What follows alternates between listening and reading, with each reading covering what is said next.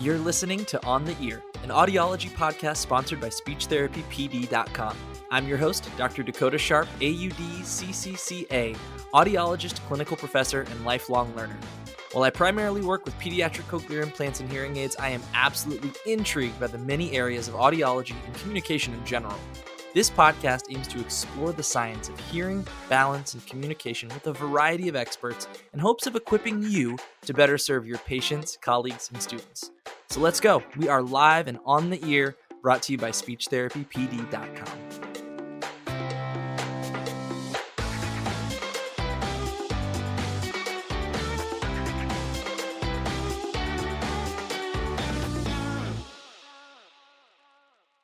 Unilateral hearing loss is a common audiologic problem with a lot of different treatment options. CRoS hearing aids, bone anchor devices, now cochlear implants, and unilateral hearing loss can have far-reaching impacts on someone's hearing health and quality of life. Localization, binaural summation, and squelch, whatever that is. Now, let's imagine navigating the challenges of unilateral hearing loss as an audiologist. Our guest today has that experience and has fantastic advice for better serving your patients.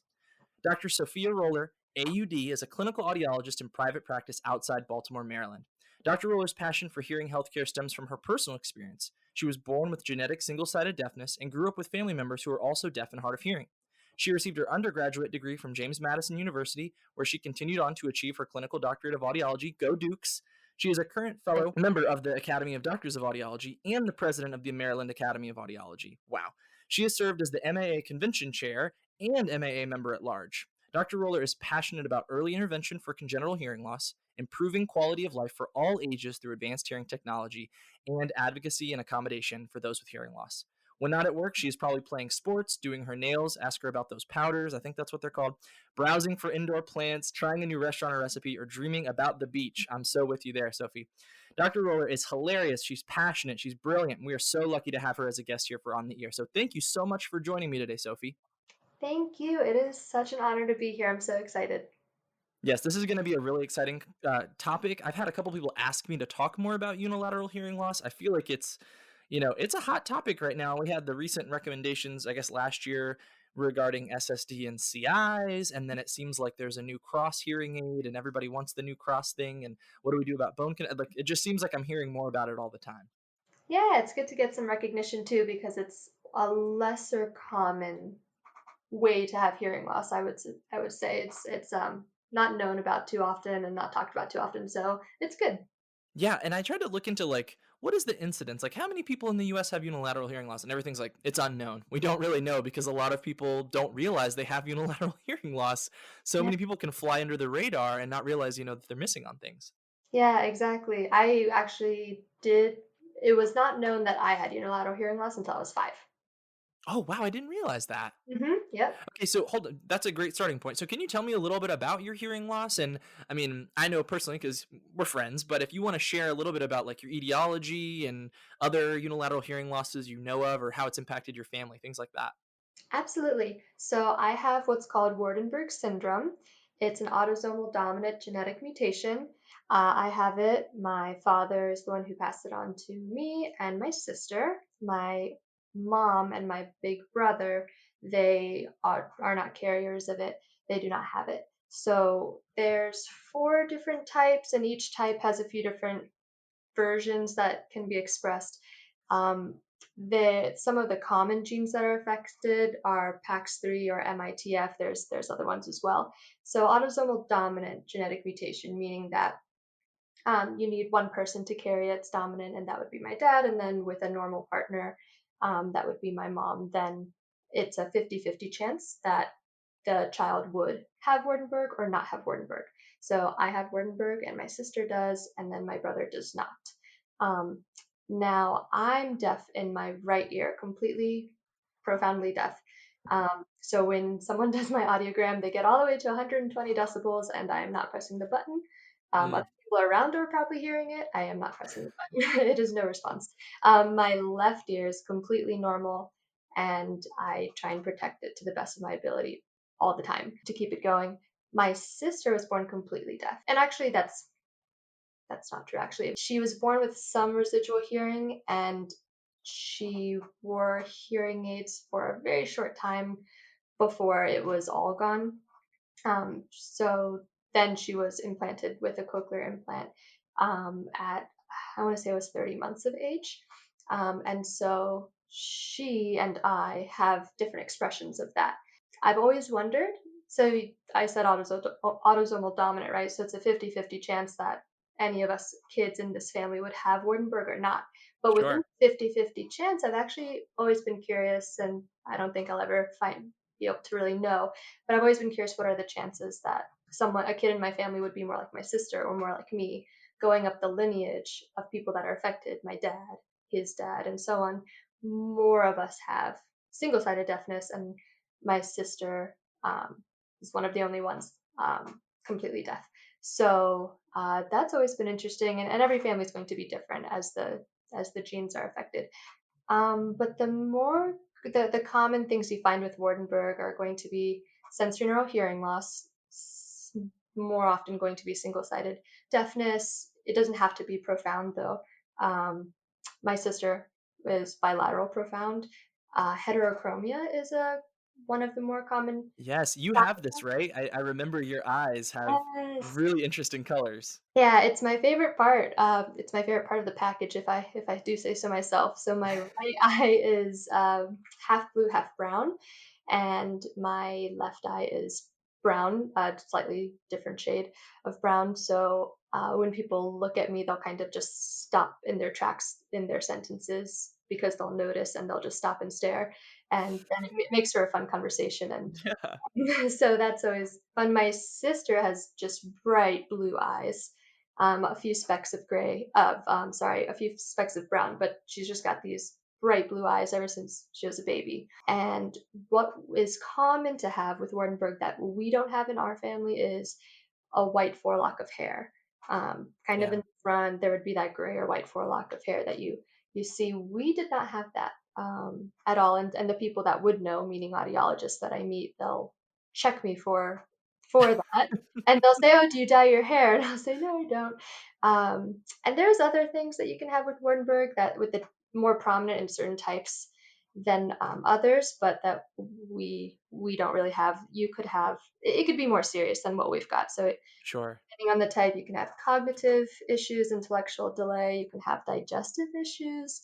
You could have limb abnormalities like asymmetric legs and arms. You can have so it's called dystopia cathorum, and it's a fancy way of saying that the inner canthi of the eyes, meaning the corner of your eye that's closest to your nose on either side, is more spread out. The distance between is more spread out, and Sure. so my my sister had that, and some would say I had that. I don't know. I'm biased. I think my eyes are okay. But the point, I don't know if we would be. There's like a specific measurement. I've had a ruler held up to the inner canthi of Just to my eyes check, to yeah. check if that is qualified. I don't remember what they said because I know I have Wardenberg. So yeah, there's just a lot of different manifestations of this syndrome, and that is how we are affected. And again, my mom and my brother, totally normal hearing, brown eyes, very, very boring, you know? Yeah, I had a really interesting, patient in at my, 4th year at the children's hospital. The family was Hispanic, and the father was, a middle-aged dad, Mhm. but he was Hispanic, and he had bright white hair and bright blue eyes. Yeah. And his daughter was born with bright blue eyes, but she had, like, a small white forelock. So anyways, they're in the hospital, she's born, and she's not passing her hearing screening, and the Mhm. nurse is the one doing the hearing screening. And this is the dad told me the story later. Um, he's like, "Oh my goodness, she's not passing her hearing screening." And the nurse looks at him and she's like, "Well, yeah, because she's got Wardenberg syndrome." And he's like, "What is Warden?" He'd never heard of it. He's like, "What is Wardenberg?" She's like, "Oh, you've got it too. Your eyes are very." He was like, "What?" It had just Did you blown his mind. He'd never heard of this before. that um, kinda sounds similar to us because my parents had my brother and, brown eyes, normal hearing, not that it was checked because at that time, 1989, newborn hearing screenings were not state mandated yet, and sure, then I was born and I had different colored eyes, and again, no newborn hearing screening for me either in 1991, when I was born, but I had these different colored eyes, but my dad had different colored eyes, and his dad had heterochromia, and hmm people in on that side of the family had heterochromia. And so, but that's all that it was just chalked up that that's something that spreads in our family, that we have heterochromia, but there's nothing to do with hearing loss, nothing like that ever came up. And my dad always knew he had a worse ear. And I think he was told, or it was explained to him, that sometime in childhood he had maybe a vaccination or something, penicillin, that might have done it. At Hmm. the time, that's what was thought. And then, well, his dad knew that he had hearing loss, a bad ear. Why was that? Oh, it was something about noise exposure serving in the war, kind of thing. So Sure, sure. there's always not an excuse, but a reason that made sense at the time for it, Hmm. for each person. And then, so I just had these different colored eyes, like dad, cool. And then my sister was born 1995, so I was 4 years old when she was born. And then in that first year of life, my mom very quickly knew something was wrong, but was trying to take my sister to doctor after doctor, to try and find out what the issue is. And Hmm. she felt that something was wrong with her hearing from the experiments she was doing at home. Eventually, she found a doctor that was on the right track. Other doctors were telling her, "Oh, your child is normal. Oh, your child has autism. Oh, your child is intellectually delayed. Oh, your Yeah. child this, or your child that." Finally, she came across to an ENT, and the ENT looked at her and looked at me and looked at my dad, and he said, "Okay, this is Wardenberg syndrome," and it was discovered. And by that time, she was closer to a year, I believe. Yeah. Then I was 5 years old, and that's when it's okay.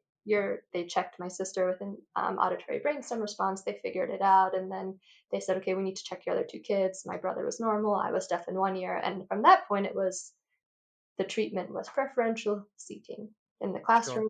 And so I'm sure we'll get more into that. But yeah, I wasn't found out till I was 5, and I would never have been if. Well, it would have been a lot later until I was found out if my sister wasn't born. Yeah, that's it's such an interesting thing that you guys are a part of the timeline of the newborn hearing screening rollout. You know what I mean? You're like the perfect picture of the importance of it. Yeah, And, you kind of have like a really interesting timeline through that process. And that makes total sense with your dad and your grandpa kind of flying under the radar. Like, and yeah. I think that should definitely be what we get into next. Unilateral hearing loss so often flies under the radar. I'd love to hear more about your experience. I mean, I know it's really become something better researched and better understood, especially in the world of like childhood language development as we learn about listening fatigue and listening effort. Because for the longest time, it was just thought, unilateral hearing loss, if you have a normal ear, you've got enough to develop speech and spoken language, and that's enough. Right. But we're learning that, you know what, preferential seating and just waiting for things to go okay isn't really the best strategy. So could you speak a little bit to your experience growing up with the unilateral hearing loss and what that was like in school and things like that? Yes. So exactly what you're saying. It's when when enough research showed, and enough just experience showed, that kids with unilateral hearing loss develop normal speech and language, that's such a high priority that, okay, good enough, great. Okay, but what about the kids that have bilateral hearing loss, and they're not speaking properly, and having delays in school? So it's nice to that we have a lot of research now, and a lot of this proof showing that no, kids with unilateral hearing loss do have issues in school. There's a lot of similar issues and a lot of different issues. Hmm. One of the most profound, no pun intended, but one of the most profound statistics that I remember is that, especially when working on my dissertation, is that um, students with unilateral hearing loss, or especially single-sided deafness, are twice as likely to fail a grade and have to repeat it than kids Wow. with bilateral hearing loss, whether it's mild, moderate, severe. Obviously, pending that those kids have hearing aids to treat it, but kids with untreated single-sided deafness are more likely to not skip a grade, the opposite, to fail it, Yeah. have to repeat it. And so, as far as my personal experiences, a lot of things made sense to me once was going through my doctoral program and even my undergraduate program. When I was learning about these effects, a lot made sense to me about my childhood and my uh, being in school. I was always pinned as the kid who wasn't paying attention. I was pinned as the Yeah. space cadet, and not to put a negative term to it, but that's what I was always pinned as that. And it took it, and all the adults thought it. My coaches at tennis camp thought it. Adults, like everyone, just I would be the one just not really necessarily following along with what everyone was doing in the classroom because guess what? I didn't hear the instructions, but I didn't know that at the time. I just have these vague, distant memories of kind of listening, and just the teacher sounds like rah, rah, rah, rah, and things aren't that clear. Sure. Wherever the teachers in the class, and then all the kids maybe are making noise or shuffling, and their papers or their desks, their chairs are shuffling, so there's some background noise all the time. And then the teacher stops talking, and I see that everyone, like in unison, starts doing something. They all take their pencil out, they all get their paper out, they all open their book. Yeah. I just remember so many times just looking around and getting this anxiety of like, why? What are they all doing? What are we working on? What did I miss? And I kind of have to ask around, or I kind of sit with my hands in my lap until a teacher comes and asks me what I'm doing and have you gotten started yet? And then they give me all the instructions. And what does that look like to a teacher? That I was daydreaming probably, and then Mm, what was going on when everyone started the assignment. So that was like sure.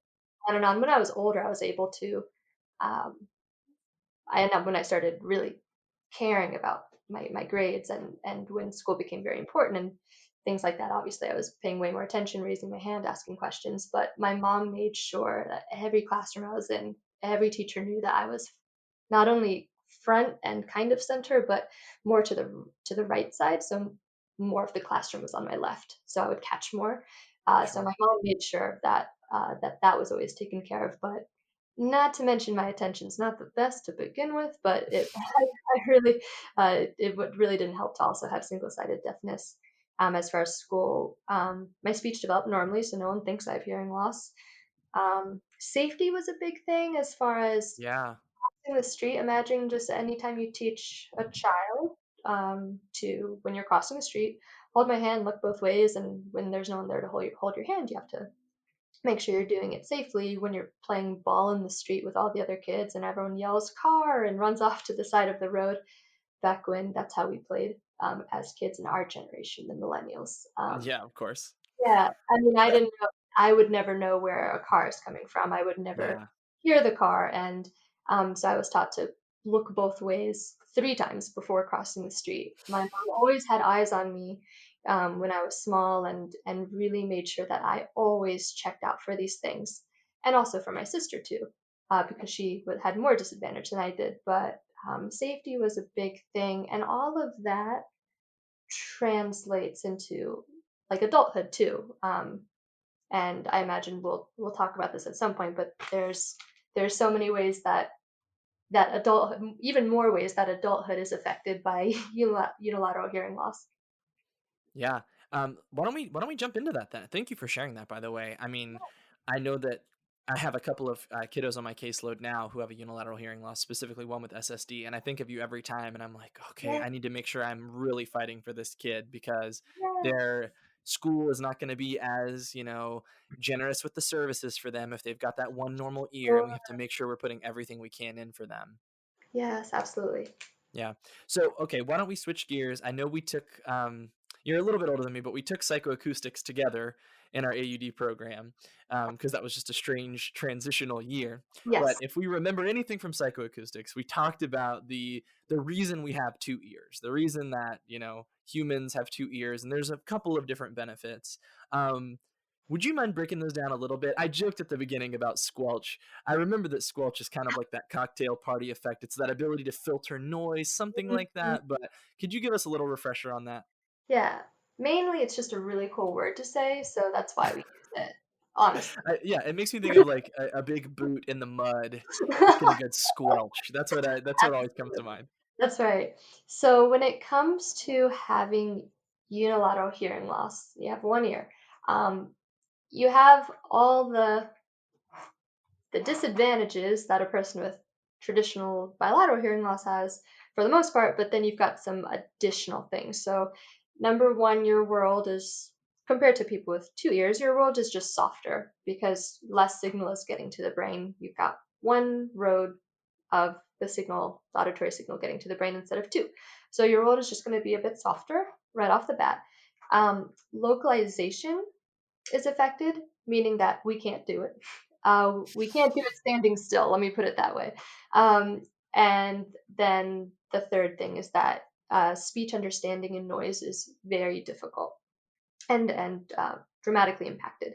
So your world is softer, you can't localize the source of a sound, and then understanding speech when there's background noise is affected. So when it comes to localization, when we have two ears that are working and they're symmetrical or closely symmetrical, our brain is able to use timing cues, frequency cues, and intensity cues to determine automatically the location of a sound source. We don't do anything ourselves. We're not consciously calculating anything. It's just that the brain can tell the timing difference, that a sound, a dog barking, for example, that dog's bark reached one ear before the other, timing wise. That's one.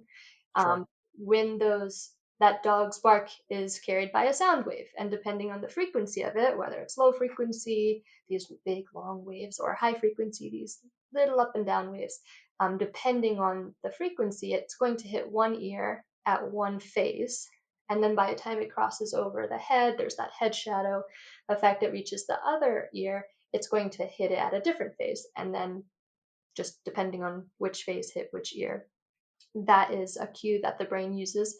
And then the intensity cues, it's going to hit the ear that it gets to first. It's going to be louder than when it travels that much of a distance past your head, and your head is again shadowing and reducing some of that intensity or volume. By the time it gets to the other ear, it's going to be that much softer. And so these three cues are used by the brain to determine the location.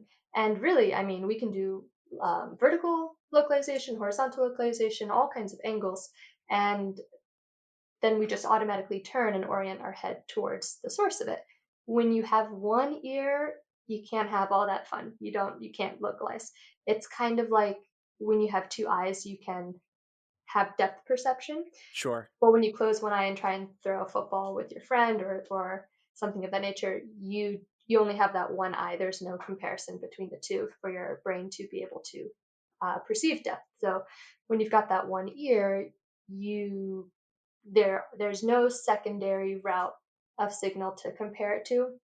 It all goes through one side. So if I am standing still, I cannot localize to save my life. If I spin around in circles while someone is calling my name, I will eventually find them. You better believe me. But Yeah. I will look like a goof in the process, and it's happened countless times in my life. I'm always spinning in circles until I find out where. Oh gosh, if I've ever not remembered where I've parked my car in a parking garage and I Oh set off the no. alarm on purpose, you'll see that I'm the person doing circles in the parking lot looking for, and I'm also luckily looking for the lights, which is nice.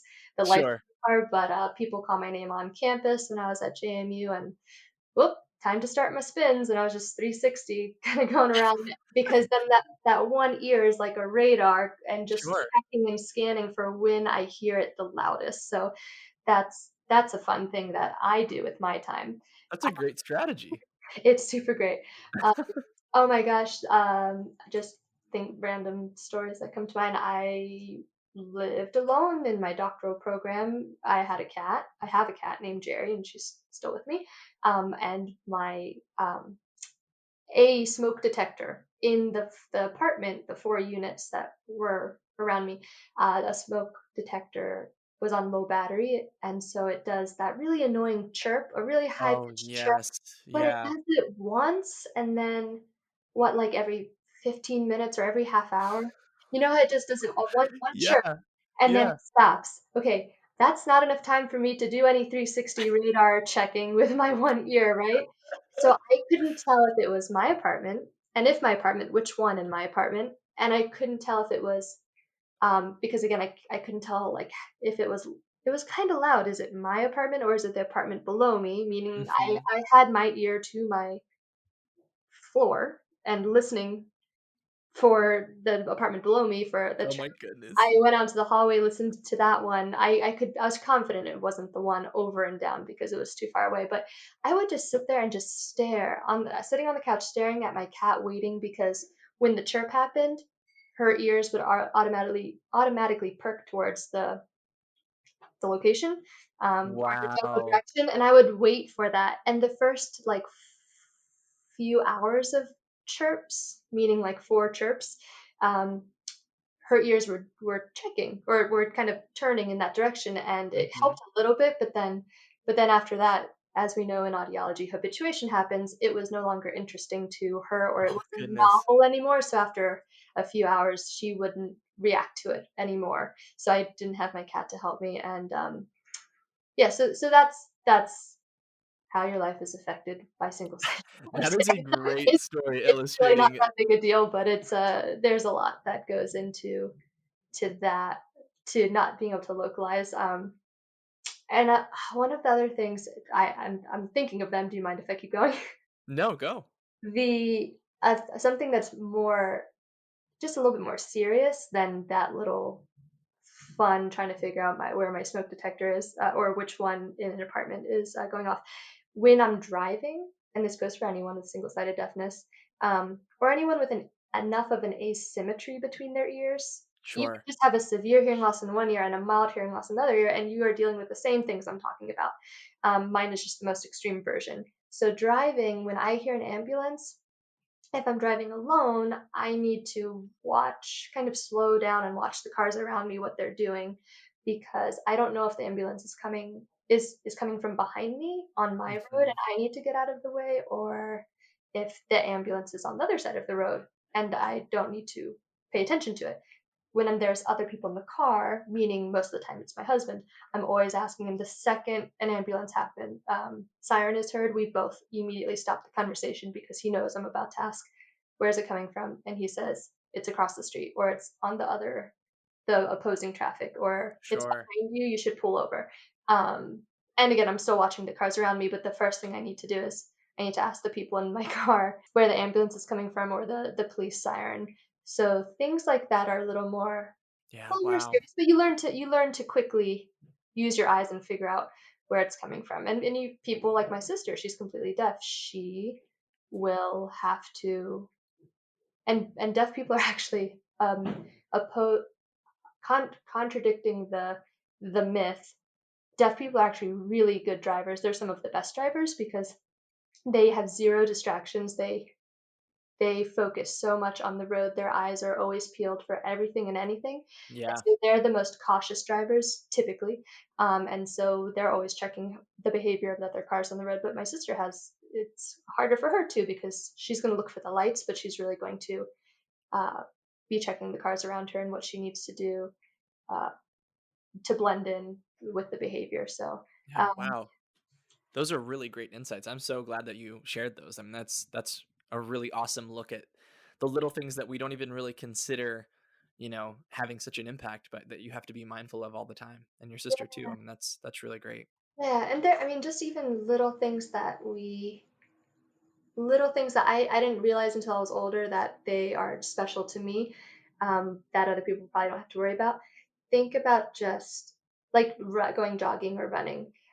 I think it's a common tip for young women to be told, or any women to be told, when you go running, right? It's not really smart to run at night or by yourself or with your headphones in your ears, right? Because someone could sneak up on you. So that's just a common thing. Women carry pepper spray and maybe they'll Yeah. run with one earbud in and one earbud out maybe so that they can be aware of their surroundings if anyone were to sneak up on them. And so that's another thing that when you have hearing loss, especially unilateral hearing loss, but just hearing loss in general, um, just you running is super boring in my opinion and super sucky if you don't have any music, but Yeah. it's a safety issue to for the surrounding cars and for people sneaking up on you. You don't want to plug up your ears and Yeah. give yourself any more of a disadvantage. We already talked about crossing the street, sleeping. If you have unilateral hearing loss, or again any type of hearing loss, when you're sleeping at night, I have a lot of patients tell me that they are nervous if they're sleeping at home and their partner is away on business or vacation. Hmm. And they're nervous of what if someone broke into the house? What if there was an emergency? And you don't sleep with your hearing aids typically. I've got maybe 3 patients and Yeah. that sleep with hearing aids because they live alone and they're very nervous. But when you have Mhm. unilateral hearing loss or single-sided deafness, when I'm sleeping on my good ear, I really don't hear that much. When I'm sleeping on my bad ear to the pillow, I hear everything very, very clearly. Yeah. So that's again a safety issue if you sleep alone or if, um, just as far as being aware of your surroundings. But it's also, I will admit, it's a blessing because you can sleep in with people being noisy around you. You can just Mhm. go on your good ear and kind of deafen it out. So it's Yeah. it's it's an advantage and a disadvantage. Okay, so that actually leads me to another question. Mhm. Um, what? So I'm pretty sure you wear a cross hearing aid, but what can someone do if they? Or, I mean, I guess some of our audiologists out there, they know some of the options out there. But what's been your experience in terms of intervention for your unilateral hearing loss? Has it been positive or negative? And I have once we, if you're still wearing your cross hearing aid, I'm not sure if you are, but I have a question I've always wanted to ask you about that, but I haven't yet. So first of all, do you wear a cross hearing aid? Yes, I wear Okay. a cross hearing aid, and I've worn a cross since probably my second or third year. I think my second year in my doctoral program. Okay. So here is my question. And I've because I don't have any patients on my caseload in a cross for some reason. Mm, They've like I'm mostly CCIs for the most part. mhm. But here's my question. And you know what? Let's set it up with here. I'll quickly explain what a cross hearing aid is, just in case there's anyone out there who isn't aware. But essentially, on the patient's good ear, that's where you're going to put what is basically the same thing as a hearing aid, but the goal is not to amplify any sound. It looks a lot like a hearing aid, and it's going to be outputting sound. And on the side with the deafness or the profound hearing loss, depending on degree, you have something that also looks like a hearing aid, but instead of amplifying or outputting any sound, it just has microphones that input the sound and then transmit that signal to the opposite ear, the good ear, and then play the sound on that side. So a contralateral routing of signal across hearing aid. Exactly. So when you use yours, obviously you know what sound sounds like on your good side, right? And so when sound is quote unquote coming from the other ear, does Mhm. it have a different quality and you're better able to differentiate if it came from that side, or is it just that you get the signal from that side and that's better than not getting a signal from that side? Does that That question make sense? It's a fantastic question. Yeah, and not a lot of people really think about that. Very, very good question. So when I was set up as strictly cross, meaning exactly how you described it, that the hearing aid on my good ear did not do any amplification. It purely just put in the signal from the bad side, from that Hmm. microphone picking up sound on my bad side and sending it over.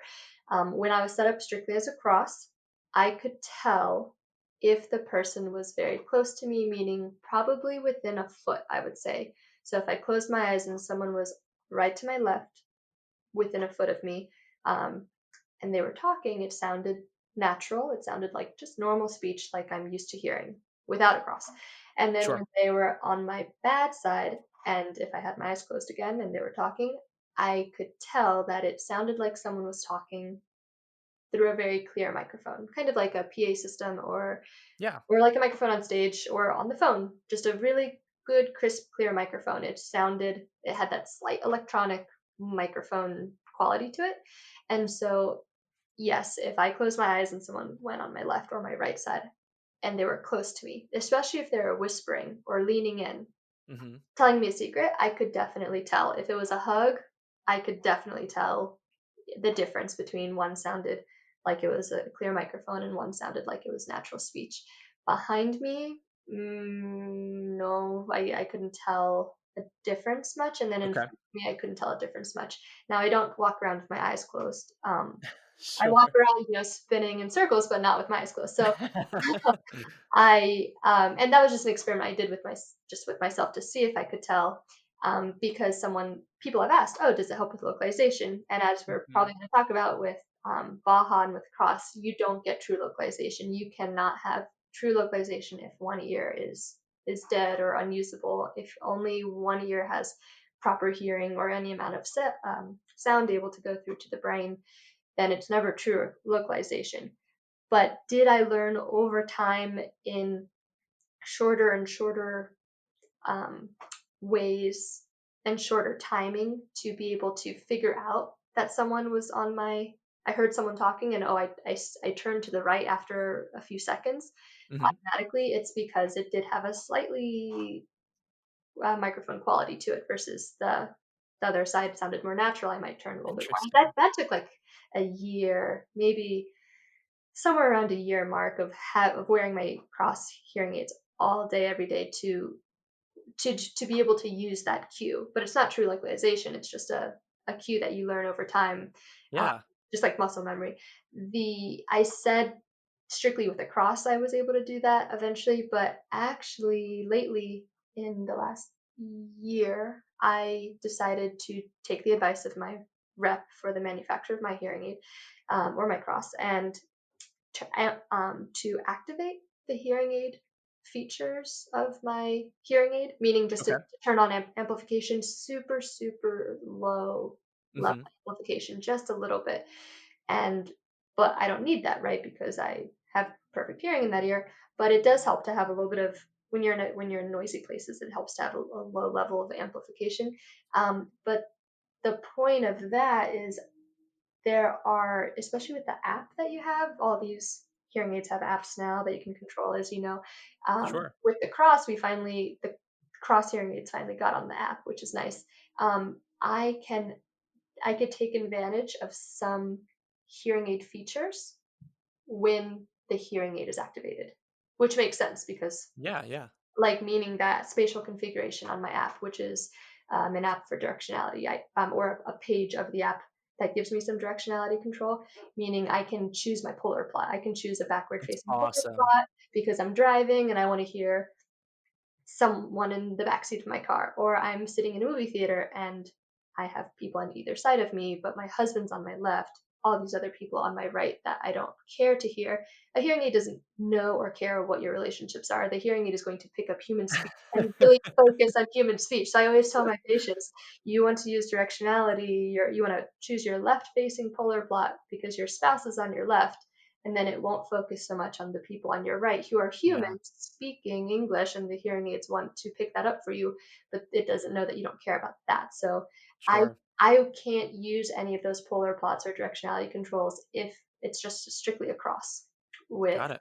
those cross. So when I turn on the amplification on my left, even just barely, so I can barely tell, I can use uh, a lot of features that are only reserved for typically traditional hearing aids, which is just a secret that my rep told me, and now I can use those for my own patients. So when I Yeah. do that, I kind of lose that natural side versus microphone-y side. I kind of Hmm. lose that because now both sound microphone-y.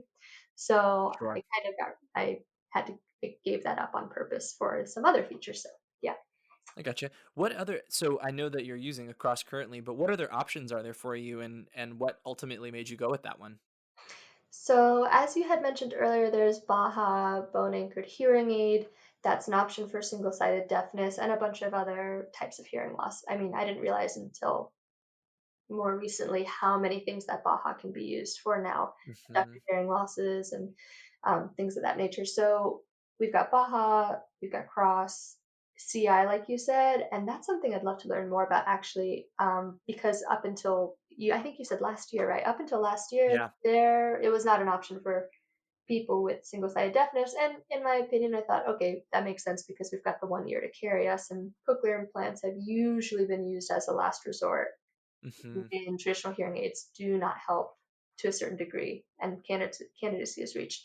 So okay, yeah, I would not be first in line to be chosen for that because I've got a perfect hearing ear. I've got one. So but as of recently, yes, CI is an option. Um, Traditional hearing aids, I whenever I talk about my unilateral hearing loss, I always talk about it in the form of single-sided deafness, which I kind of forget sometimes, but it's not fair to include everyone with unilateral hearing loss because you can just have a severe unilateral hearing loss or you can have a mild unilateral hearing loss and one Sure. normal ear. So and all the things I've mentioned to some extent, as far as disadvantages and how a person can be affected, all of those types of whether you have a mild, moderate, moderately severe, severe, or profound hearing loss in one ear, you can experience any of those just to different degrees. Um, so if you do just have a mild or moderate hearing loss, yeah, or severe, you can if hearing, if that ear is usable and we can Yeah. put gain in there that's beneficial, then you can just have one traditional hearing aid. And I've had patients where it's like they have a severe hearing loss and their word Mhm. rec is, if their word rec is good, even 60%, 70%, 80%, 90%. Yeah.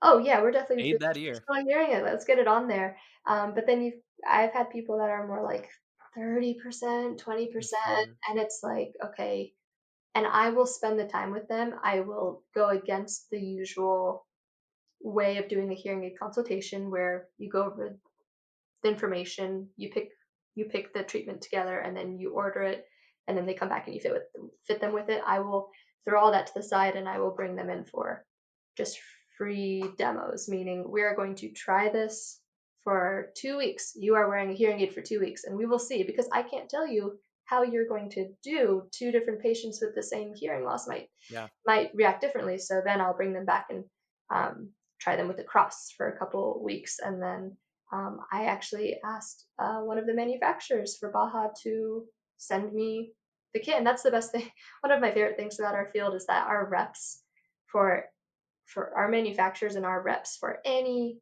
hearing aid, Baja, any of these treatments, they are so great into They're getting what awesome. we need, They're the awesome. resources, everything. I Yeah. get whatever, and it's not just me, but like any audiologist I've worked with, we can get what we need to help our patients because it's going to, in the end, be life changing. So then I Yep. asked, can I get a starter kit for Baja and just the headband? I just want to put a headband on this person to give them an idea, to see, to kind of give them the courage to go have the conversation at the hospital with the Baja audiologist. Mhm. Even though I know about Baja and I can explain it to them, I can demo it on them, I really want them to meet with someone who specializes in it and does it every day of their career, whereas I haven't had as much of experience with it just in my Yeah. residency.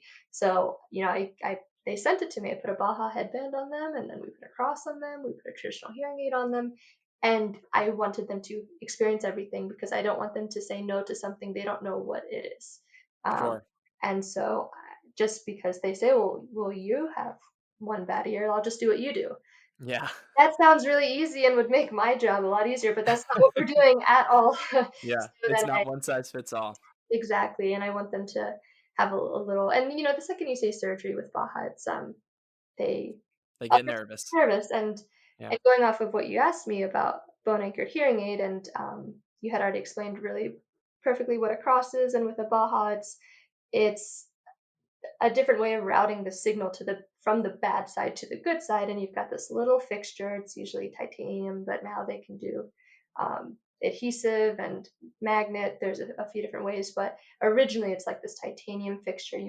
That gets, I mean, really simple operation. It just gets screwed into the skull, on the bad side, on the mastoid bone, and then that's really it. You have to let that site heal for a few weeks. I don't remember, is it a few weeks, maybe a month? I think it gets better every year as they do Yeah. more of these surgeries. It depends if you do magnet, adhesive, or the fixture. But basically, when you're all healed up, you just get this small. I'm trying to compare what it would be the size of, but this small amplification device, and it locks right in, clicks in like a ball and joint kind of connection, and it vibrates the skull with any sound detected on that bad side. And when it vibrates the skull, it's vibrating automatically that other side, the better side, because our intraoral attenuation between the cochleas is 0. So just through the Mhm. skull goes right over to the other side. So it's still one, whether it's CRoS or whether it's Baja, it's still one ear doing the work, which is why Yeah. I have to remind people, you're not going to get natural localization because you still have one ear doing the work. And Exactly. your people ask about and sorry, understanding speech and noise, and Mhm. that doesn't really get better either because, Yeah. again, it's still one ear doing the work, and if anything, it depends on, is the noise on the cross side. Now you've got all this noise picked up on purpose by the cross Sure. and being sent over to your good ear, and it's actually now drowning out any useful auditory signal that you really wanted to listen to. So at Yeah. a wedding, I just tell people realistically, I have to counsel them when you're in a really noisy place, bar, club, Yeah. wedding, where it's just noise all around you. You're not going to want to wear the cross. You just take it off. You might want to take your baha off. It just realistic things I found personally that I don't want to steer people the wrong way, thinking Hmm. that you're going to localize properly and you're going to understand speech and noise much better. Those are things that we just haven't gotten that good with technology. We've gotten closer, but if there's just ways that we have to behave and ways we have to sit ourselves or turn our head or take out the Sure. app on your smartphone and adjust it. And I felt bad actually.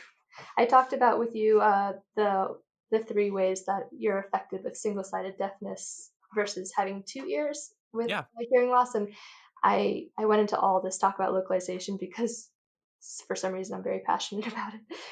But I never really talked about the speech understanding part, and that's what we liked. We took that class together, that psychoacoustics class, and I just wanted to touch on it really quick because I totally skipped over it. And it's probably one of the coolest points is that binaural squelch is Yeah. our brain is basically acts as a differential amplifier, which is a super fancy way of saying that when you have two auditory signals that are similar or the same coming in from either ear, by the time it reaches the brain, and they get added to each other, the right and the left ears. And when they're similar enough, then there's this additive effect where we get a louder, clearer, stronger signal.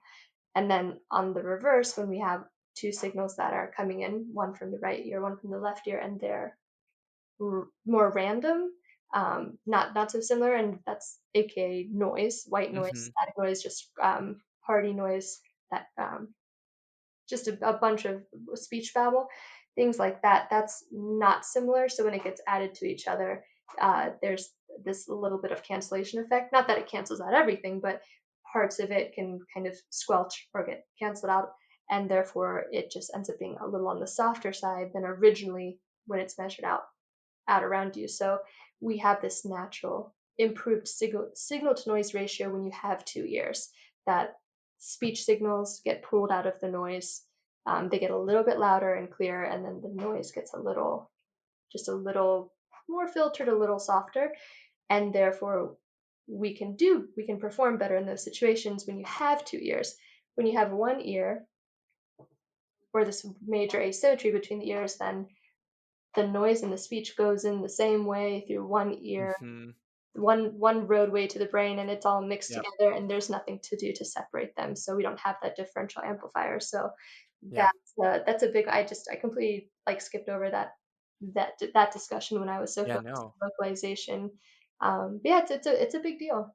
It's critical. Yeah, and yeah, I'm just gonna be stuck. I'm gonna be thinking of squelch all week now. It's just such a great word. It's such an important mechanism of our brain and our auditory system. And people with unilateral hearing loss, they don't have access to that. And I think when you were talking earlier, you were mentioning a little bit about realistic expectations, and I really think that's the name of the game with Yeah. any intervention option for unilateral hearing loss. There really isn't. It's definitely not one size fits all, but it's also there really isn't that perfect option. We don't have a way to just restore all of the ability on that side to make it natural, to make it balanced. It just doesn't exist. And so Yeah, realistic expectations are key, and talking about what specific goals are for patients.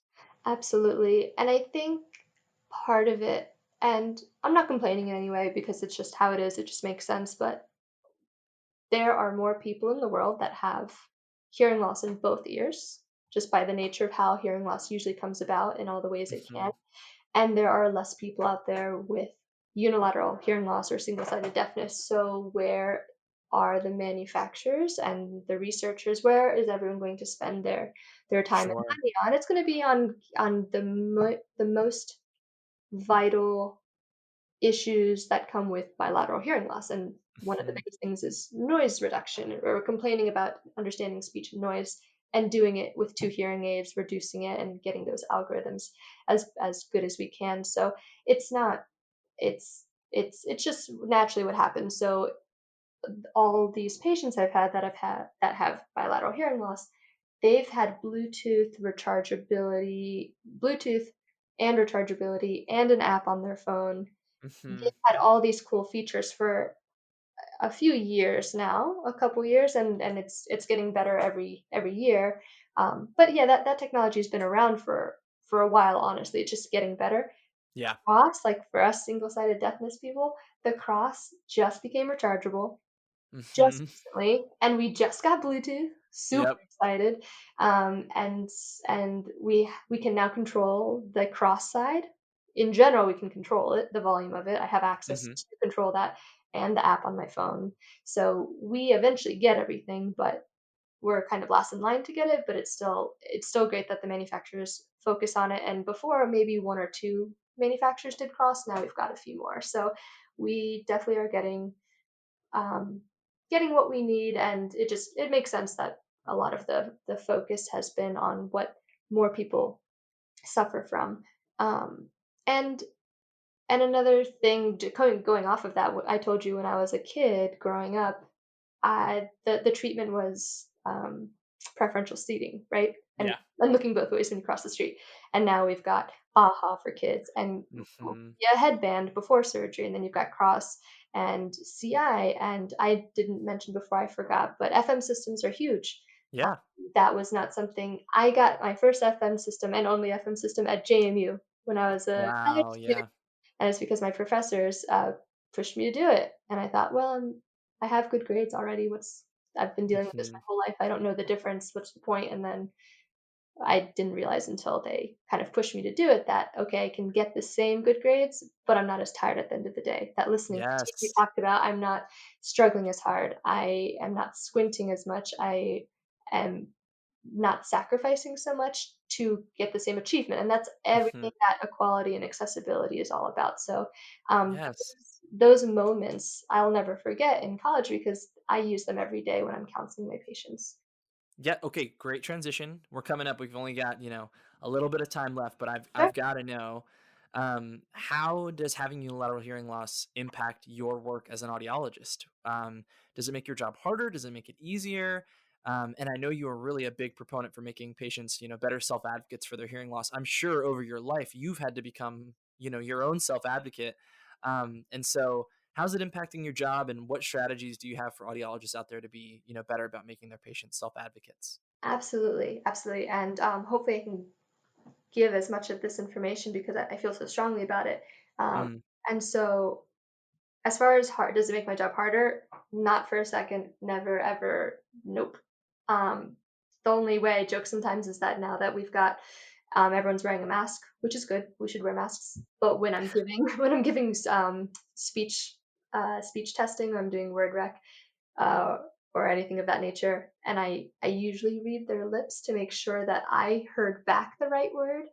And so lately, when everyone's wearing a mask, sometimes I don't know if they actually said the right word, and I don't want to give them the wrong score. So I have to say, "Can you use that in a sentence?"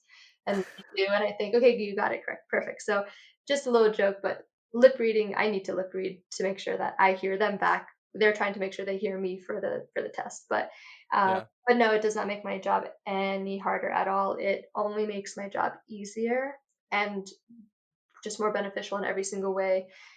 There's so many advantages I get to it, which is nice, because I can help my patients better. So it helps to know what people are dealing with from experiencing it myself, not just counseling parents about their kids, but counseling adults and being able to, I very easily relate to them because I say, oh yeah, when an ambulance comes by, ha ha ha, when the smoke detector goes up, am I Yeah. right? Like, oh, when you're sleeping on the good side versus the bad side, haha, and we get connected very quickly because I am telling them their life story and I just met them.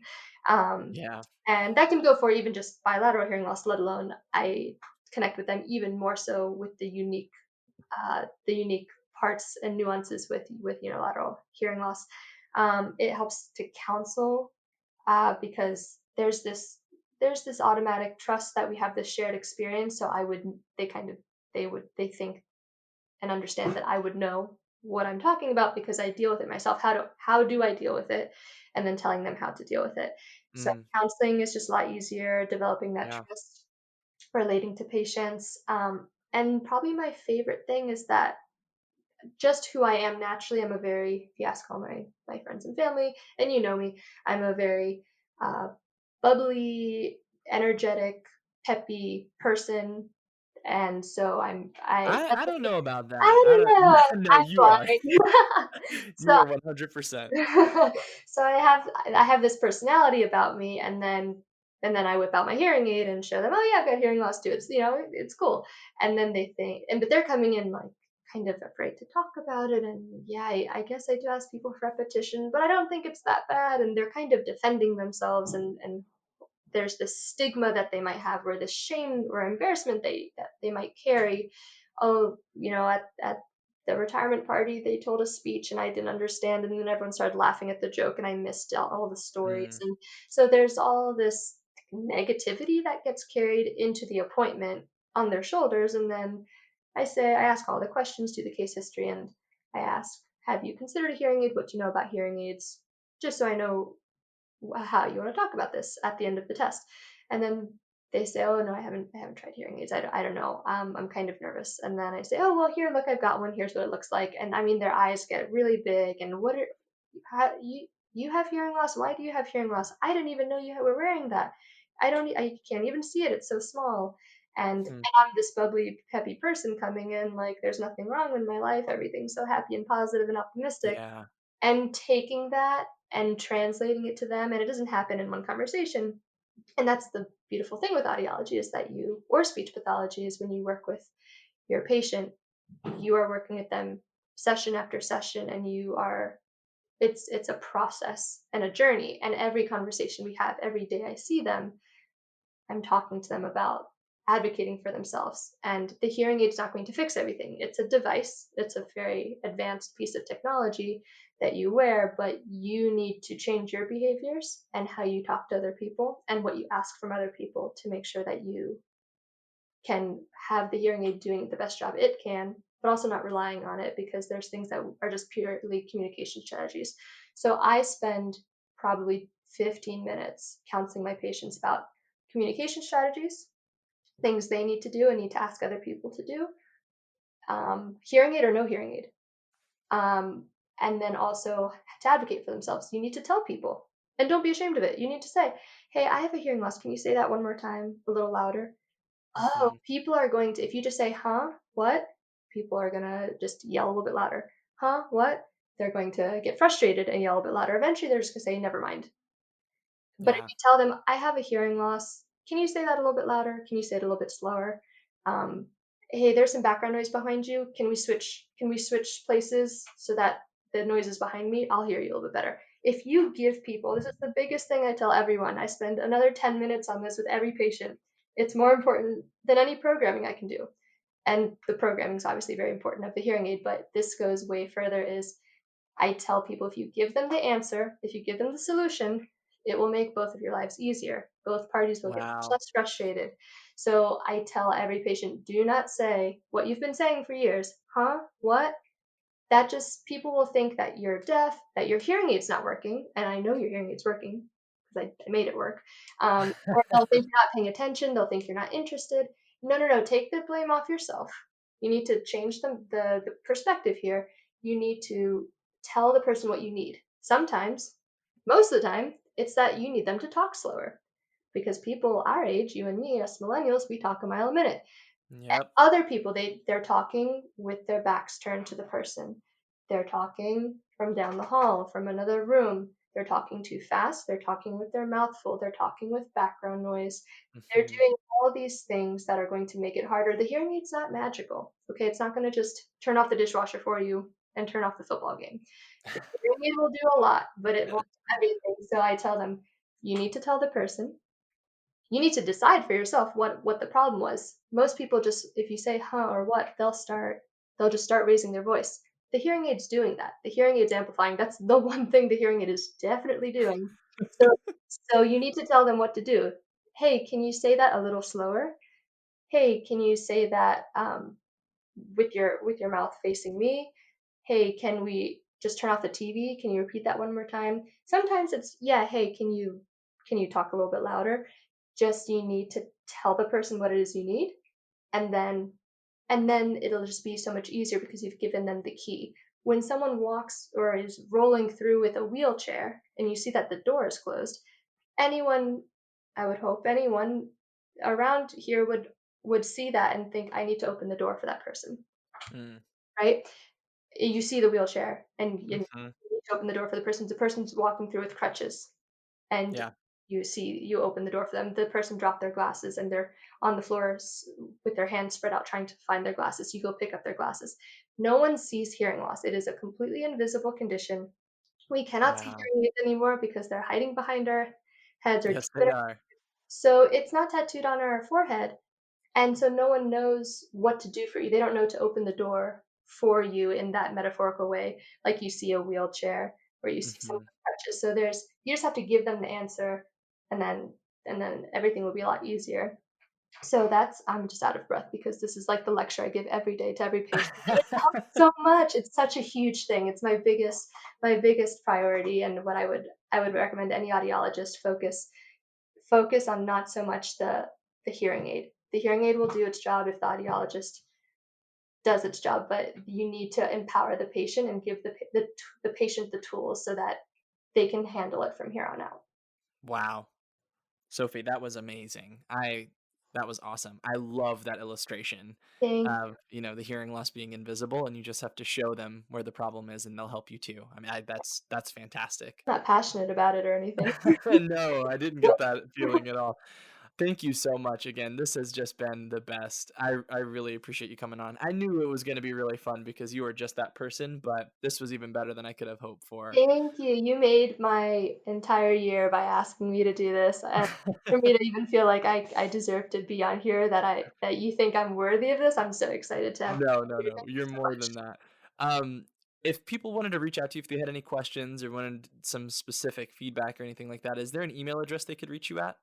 Yes, it is my first name, followed by audiology@gmail.com. So, and it's Sophie, as opposed to Sophia, because I felt like it that day. So the day that I made it. So it's Sophie audiology@gmail.com, and Sophie is spelled S like Sam, O like Oscar, F like Frank, I like ice cream, E like elephant or Got it. sorry, yeah, Sophie audiology@gmail.com. Email me anytime. Awesome. I know you'll be quick to respond because you are that kind of caring clinician. All Thank right, awesome. Give me just a second. We're going to switch over to questions. Awesome. And that's all for today. Thank you so much for listening, subscribing, and rating. This podcast is part of an audio course offered for continuing education through Speech Therapy PD. Check out the website if you'd like to learn more about the CEU opportunities available for this episode, as well as archived episodes. Just head to speechtherapypd.com/ear. That's speechtherapypd.com/EAR.